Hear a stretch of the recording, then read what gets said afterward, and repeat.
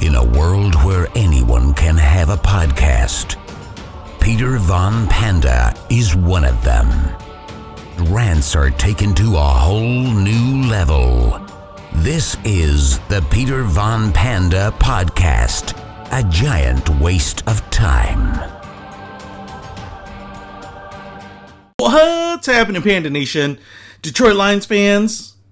Peter Von Panda here, and I want to go on a rant about something I don't love. First of all, let's start out. It's Sunday, September 22nd. Detroit just beat a banged-up Philadelphia Seagulls team in Philadelphia, which was awesome. It felt like the first game against Arizona in many ways. I felt like a comeback was coming by the Eagles, and we should have won that. If you go online and look at some of the Eagles fans out there, they were just talking about how banged up they are, how sucky they've been this whole year so far.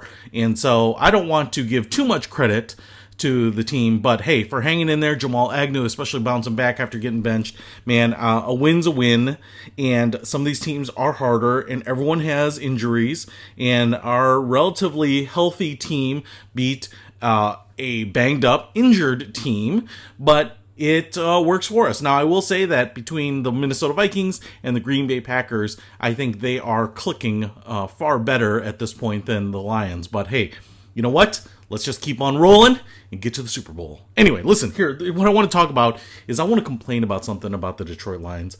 Detroit Lions have the Gridiron Heroes fight song. And so if you've ever been to Ford Field, you probably have not seen this on TV, but if you've been to Ford Field, you'll know when they score, a dude, I'm not sure who he is, always sings Gridiron Heroes. So it's a little ditty that he sings after a score, and it sucks. And I hate it. I hate the song. It is annoying to me. As a Detroit Lions fan, I hate it. Please stop doing it. They talk about the song being very traditional, that it's like 100 years old or as old as this franchise or whatever. It sounds like that. I mean, even singing it in a modern day with modern day musical instruments, it still sounds old. It has like no real catchy tune. The lines are just like Division III football team school lyrics. They're just terrible. I mean, most school fight songs are better than this. The theme song to the TV show Coach was better than this song. It is not inspiring. I don't want to sing it along. It annoys me when I hear it. So let's stop playing it. And on top of that, I've got some other changes I would like. Let's stop singing the song, period, and let's replace it with a song that we don't sing after every score, that we sing after a win. And I'm going to show you what I mean here. So here it is. The Gridiron's Hero. I'm not going to play the whole thing for you, and I hope this works. Here is the worst song that I've ever heard in sports.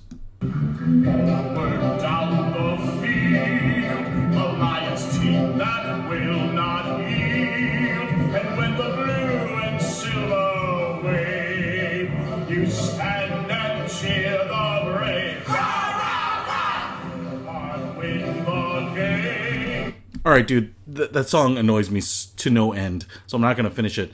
But it sounds like people should be talking about, like, the bee's knees, and I'm really enjoying the leather helmets in the game. That song is terrible. Stop singing it. Now, there are songs that have not been written recently that I like more, and despite the fact that I live in Chicago and have to hear the song all the time, especially in seasons where the Cubs are winning a lot, the Go Cubs Go song is much catchier. And even though most people don't know the lyrics to each of the verses, they certainly know the refrain. And the other thing is, it's reserved for a win, a W. So you don't hear it all the time. You don't hear it multiple times through the game. But at the end of the game, the whole, ballpark erupts in the song. People sing it, party up. It's catchy. People have covered it. You know the song. It is Go Cubs Go. And I'm not going to play the whole thing here for you either. But I just want to compare and contrast it to the Gridiron Heroes, which I hate.